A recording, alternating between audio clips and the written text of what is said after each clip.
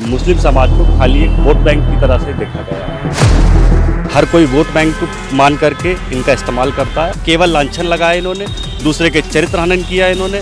दिल्ली की जनता कहीं ना कहीं इनके वादों में, इनके झांसों में फंस गई और झेल भी रही है। संजय सिंह के बयान पर जहां एक और जो बयानबाजी तेज हो गई है दोनों पार्टियों की तरफ से, तो यहां पर हमारे उस पर ज़्यादा चर्चा के लिए यहां पर भाजपा युवा मोर्चा के हरिशंकर त्रिपाठी जी मौजूद हैं। सर, क्या कहना चाहेंगे आप कि जो ये एक बयानबाजी हुई है कि जहां बधाई देते हुए नज़र आए संजय सिंह और कांग्रेस पार्टी को हज कमेटी में जिताने के लिए जहां पर एक महिला जीती हैं, तो उसे आप कैसे देखते हैं?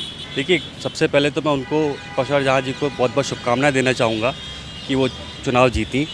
और जो बात आती है संजय सिंह की, तो उनके ट्वीट पे मुझे थोड़ी सी तिलमिलाहट दिखाई देती है, क्योंकि मुस्लिम समाज आज कहीं ना कहीं भाजपा की ओर झुकाव दिखा रहा है। इसमें है क्या कि जब भाजपा चुनाव नहीं लड़वाती तो आम आदमी पार्टी वाले कहते कि ये तो मुस्लिम विरोधी हैं। आज वो लड़वाए और जीत गए तो ये बता देते कि ये कांग्रेस ने इनको साथ दिया। लेकिन यही संजय सिंह जब भूल जाते हैं कि जब इनका कोई दिल्ली में अस्तित्व ही नहीं था और इन्होंने कांग्रेस के साथ मिलकर के सरकार बनाई थी, तब इनके ये वाला जो आज प्रश्न पूछ रहे हैं, तब इनके दिमाग में वो प्रश्न क्यों नहीं आया। सच्चाई ये है कि आज़ादी से आज तक सबसे ज़्यादा मुस्लिम समाज के लिए भाजपा ने ही किया। बाकी जितनी भी सरकारें बनी, कांग्रेस ले लो या फिर अन्य राज्य स्तर पर अलग अलग सरकारें देखो, मुस्लिम समाज को खाली एक वोट बैंक की तरह से देखा गया है। हर कोई वोट बैंक को मान करके इनका इस्तेमाल करता है और एक समय बाद इनको छोड़ देता है। और हर चुनाव में यही होता चला आया है। यही इनकी तिलमिलाहट है कि मुस्लिम समाज उधर कैसे चला गया।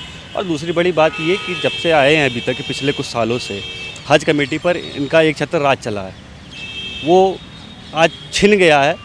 उसी की ये बौखलाहट है और कुछ भी नहीं है। पहले भी ऐसा देखा गया है कि उन्होंने कई जगह ऐसा बोला, कई प्रेस कॉन्फ्रेंसेस में बोला कि अगर आप कांग्रेस को वोट देते हैं तो कहीं ना कहीं आपका वोट बीजेपी को जा रहा है। तो ये बातें जहां पर जीतते हैं वहां पर तो नज़र नहीं आती हैं ऐसे कुछ भी होती हुई। देखिए भाई साहब, आपको एक बात बता, आपको एक किस्सा याद दिलाया। विधानसभा में इन्हीं के एक विधायक जो है वो मशीन लेकर के पहुँच गए थे। तो आज तक के मतलब पता नहीं वो कैसे, उन्होंने इंजीनियर साहब ने कैसे बनाई थी वो मशीन कि वोट मैं आपको डाल रहा हूँ और चली जा रही है किसी और को। ये जनता बहुत समझदार है, जिसको चाहती है उसको वोट देती है। दिल्ली की जनता कहीं ना कहीं इनके वादों में, इनके झांसों में फंस गई तो इनको चुन लिया और झेल भी रही है, क्योंकि यहाँ पर ना पीने के लायक पानी है, ना वो कोई मुफ्त बिजली है।